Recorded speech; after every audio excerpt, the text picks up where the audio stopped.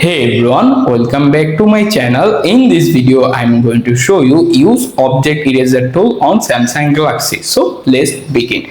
First of all, unlock your phone, then open the Samsung Gallery app. If you don't find it, simply use the search bar at the top, then open the app easily. After the Gallery app is open, here you can find the exact photo. If you want to use object eraser tool, simply tap on the photo to open the full screen view. After that, at the bottom menu bar, you can find the pencil icon. This is the editing tool. Simply tap on it to open the page.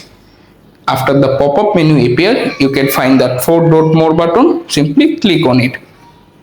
Then you can see object eraser option appear bottom left side. Click to open them and wait to open the page. After that, you can simply draw anything if you want to erase them. After you have successfully draw it, tap on the erase option and wait to complete the erasing process. After it done, if you happy, tap on the done button. Confirm by tapping the save button at the top right corner.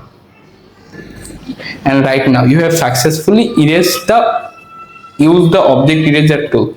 Thanks for watching. Please like this video.